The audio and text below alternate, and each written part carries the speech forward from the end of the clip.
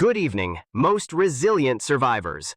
Allow me to extend my sincerest congratulations on not being eaten. Yet. You see, the Mirestate is not merely mud and ruins. It is a grand buffet, and regrettably, you are on the menu. Radiation may subside, but idiocy endures. Kindly refrain from testing natural selection. It is far less forgiving than I am. This session, we shall catalog several delightful horrors eager to devour you. Please take notes. It may be the last lesson you ever receive. Okay, that's enough doom and gloom. Hey survivors, Jill Cross here. Welcome to the Survival Bestiary, the Mirestate's creepiest, nastiest, toothiest critters explained by yours truly. And yeah, that was my partner, Say 3. He's polite, but don't let it fool you. He's basically sarcasm with legs. First up, meet the Mirejaw, the swamp's not-so-friendly reptile. Think crocodile, but angrier, tougher, and with eyes that glow like radioactive lanterns. They can wait underwater for hours before striking. So if the swamp looks quiet, guess again. Best survival tip, don't swim, don't splash, and if you see glowing eyes in the fog, run faster than your friends. How delightful. Nature's reminder that even evolution enjoys cruel jokes. Should you fall victim, worry not. To a Mirejaw, you will be remembered, briefly, as lunch. Next up, the spider rat. Because apparently, one nightmare animal wasn't enough. Imagine a rat, but fused with something arachnid. 8 legs, glowing eyes, and a hunger for anything smaller than itself. They move fast, skittering through ruins and sewers. If you hear claws clicking on concrete, you're not alone. Survival tip? Fire and loud noise can scatter them. Just don't get cornered. How charming. Evolution truly outdid itself, producing something uglier than both spiders and rats. Should you fall to one, take comfort. Your remains will be recycled most efficiently. 8 legs make for excellent cleanup.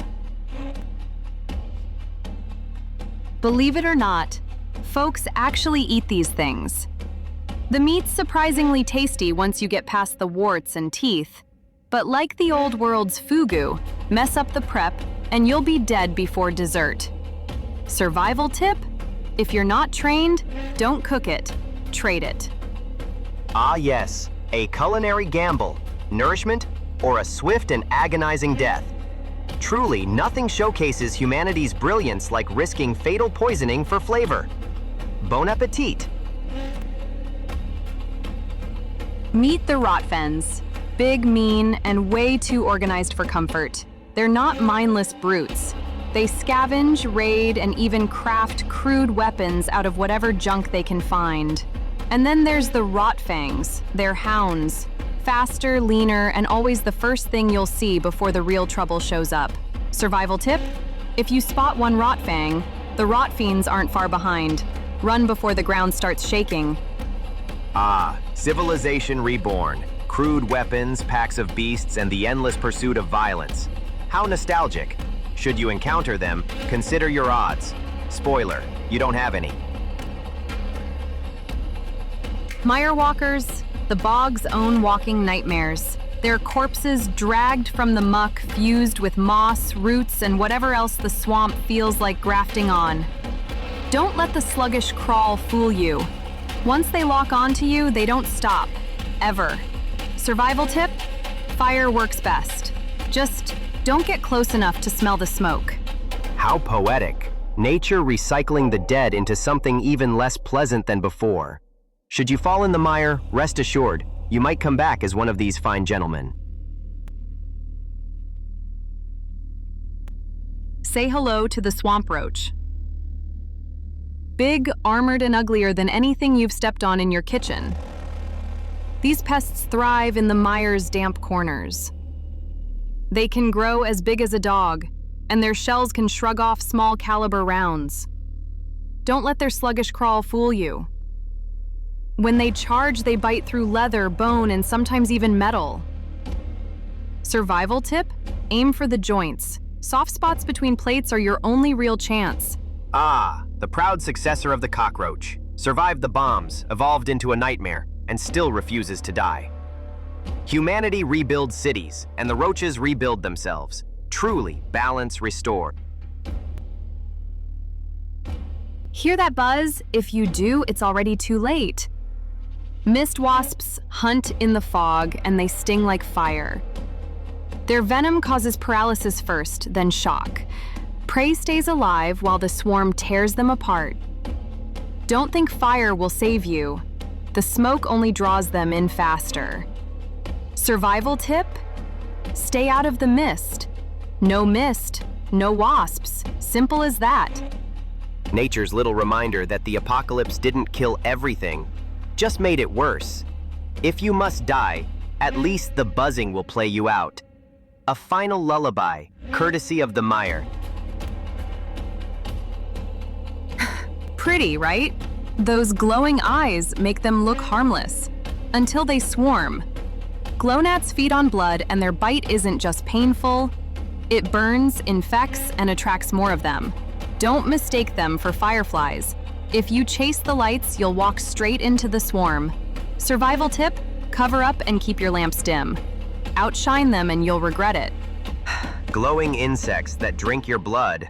Ah yes, humanity always wished for prettier mosquitoes. Survival strategy: admire them from a distance, preferably while someone else is getting bitten. Meet the Sporebug, a walking biohazard wrapped in chitin. Those glowing sacs? They're full of spores that can choke you, blind you, or worse, make you part of their breeding cycle. Don't crush them up close. One wrong hit and you'll be coughing green for days. Survival tip: fire cleanses. Burn the spores before the spores burn you. Ah yes, the Sporebug. Nature's way of saying, congratulations, you're compost now. Should you meet one, rejoice. At least your corpse will help fertilize the next forest. Meet the Mirehorn, the Mirestate's own two-headed beast of burden. Descended from old world cattle, they adapted to the swamps, growing tougher hides and a meaner temper. Don't be fooled. While they can haul carts and provide milk, a stressed Mirehorn can gore you with both sets of horns before you blink.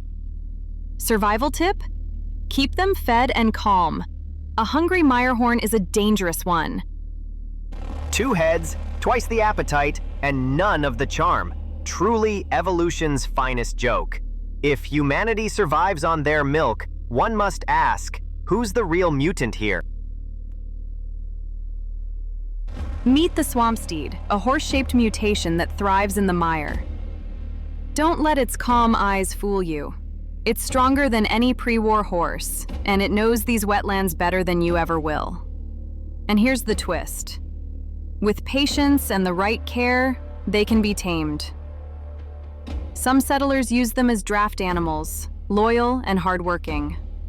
Of course, misjudge their mood, and you'll end up on the wrong side of those hooves. If you must approach, bring food. Otherwise, keep your distance. A charging swamp steed can break a man's ribs with a single kick. So, humanity survives by hitching wagons to a swamp monster. Truly. Progress never ceases to amaze. If you do manage to tame one, congratulations. You now own a half-ton of muscle that hates you slightly less than everything else. Rathounds, once loyal companions, now twisted by the mire's radiation. Their flesh is scarred and rotting, but don't let that fool you. They're faster than they look, and they hunt in relentless packs. Survival tip: fire or distance. Up close, you'll just be another chew toy. Humanity's best friend, reduced to flesh-hungry nightmares. Truly a poetic end for domestication. Should one approach wagging its tail, don't be flattered. It's not affection, it's appetite. Haha! Mirehounds hunt in packs, moving silent until it's too late. They're mutated descendants of domestic dogs, twisted by generations in the mire. Their loyalty remains, but only to the pack. And you're prey. Survival tip? Don't fight a pack. One howl means the hunt has already begun. Humanity's best friend, reborn as your worst nightmare. Touching, isn't it?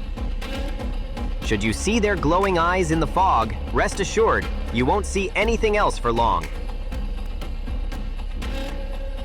Meet the mud chewer. Big teeth, bad temper, and a hunger for anything softer than stone. They thrive in the swamps, gnawing through roots, carcasses, and sometimes unlucky wanderers. Don't underestimate them. One bite carries disease, and infection spreads faster than you can run. Survival tip? Fire scares them off. Otherwise, you'll need sharper teeth than theirs. Behold, nature's janitors, turning filth into fear, efficient in their own disgusting way. If one chews on you, congratulations, you've become part of the swamp's food chain. The Dredge Stalker, the nightmare of the flooded ruins, big enough to swallow you whole and smart enough to wait until you slip. They lurk in the shallows, crawling like beasts, then dragging prey into the depths where no one comes back. Scales like armor, jaws like traps. Bullets only make them angrier. Survival tip: don't fight, don't splash, don't stay, just leave the water before the water leaves you. Ah, evolution at its finest. Apex predators in a drowned world, teaching us humility, one corpse at a time. Should you see glowing eyes in the dark water, rejoice! You've just found the last thing you'll ever see. And that wraps up the first volume of the Survival Bestiary. From swamps crawling with horrors to the skies buzzing with monsters, every step out here is a gamble. But remember, knowledge is power. The more you know, the longer you live. And now, to close things out, enjoy the brand new track, When the Mire Comes Around. A charming collection, wouldn't you agree? Nature's little gifts wrapped in teeth, claws, and venom. Until the next volume, try not to get eaten.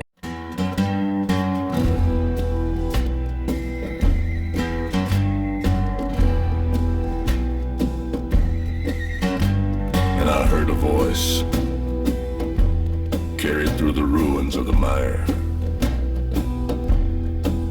It said, every beast has its day and every man must face the trail. There's a horned beast with hunger in its eyes. There's a swarm of wings that darken the skies. When the mire comes around, you can't run, you can't hide. Only the strong keep standing. The hounds howl low, their pack will never tire. And in the black water, the stalker waits with fire. When the mire comes around, it's survival, not salvation. The trail goes on beneath the broken horizon. Some beasts crawl, some fly, some burn, some bite. They are the judgment of the mire.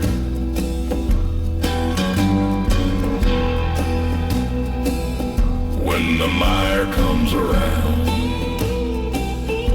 your blood and bones will tell the tale, and the mire shall judge the living and the dead.